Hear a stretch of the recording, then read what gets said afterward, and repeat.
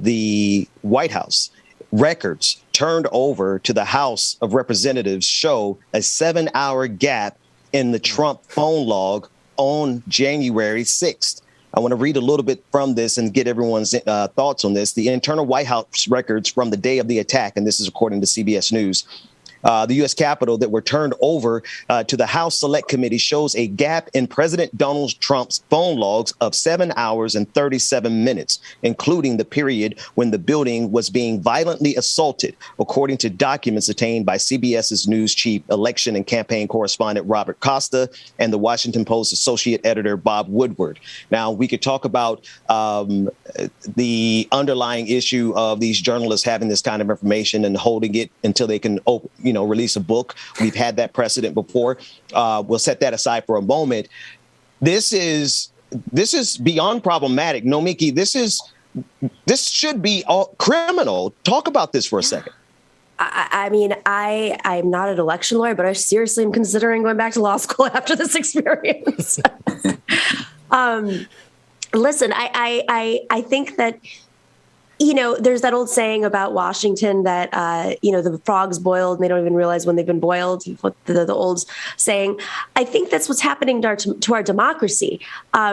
I think that we have become so numb to these stories that we don't realize each and every one of them are so incredibly significant that if they had been reported 10, 15 years ago, it would be on the news all day long. I'm not even going to say like Obama era. I mean, if Obama did it, of course, they would never shut up about it. They'd have hearings about it, ad nauseum if Hillary did it. But what Dr. Beck says is true. I mean, this is democracy falling apart. And I can only look to, honestly, I can only look to Russia at this point because there are plenty of oligarchs in this country. But I also think that capital is always going to look for the safest model. And we have a stable democracy. And part of the reason why, and whether you agree with it or not, I'm not necessarily agreeing with it, but part of the reason why U.S. imperialism in its modern form is about liberal democracies, expanding liberal democracies. Let's be honest. It is the conditions are more ripe for capital, for companies to invest in those countries once there's a stable democracy.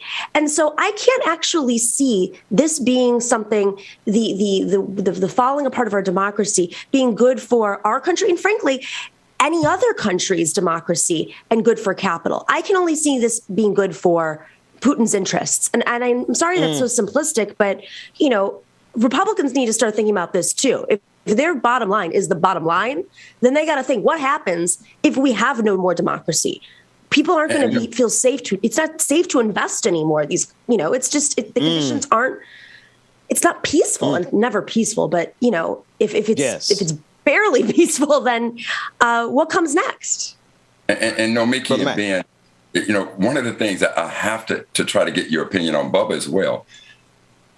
A sitting U.S. Supreme Court justice's wife is somehow. Yes.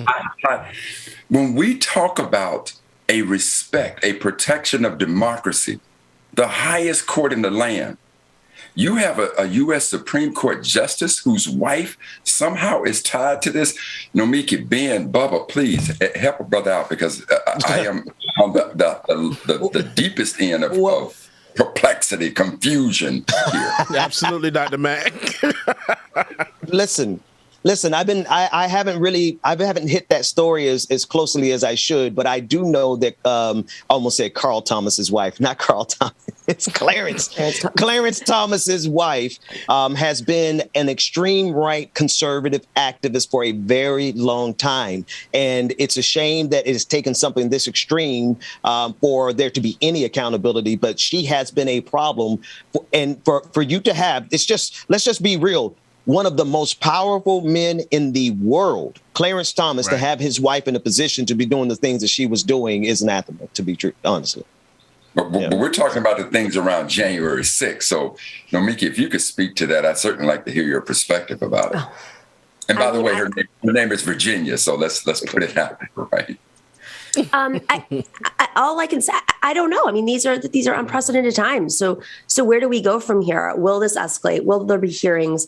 Will he have? I mean, he's recused himself from January 6th related cases, but it's like, he's barely proven himself to begin with as being somebody who comes in with good faith. And I think a good chunk of America has seen that. I want to go back and watch those hearings. I want to go back and see. We know that they were controversial hearings, especially over his relations with women. But aside from that, I want to know how we vetted this man. And he got into office before this new wave, or got into his position before this new wave of conservatism took over America.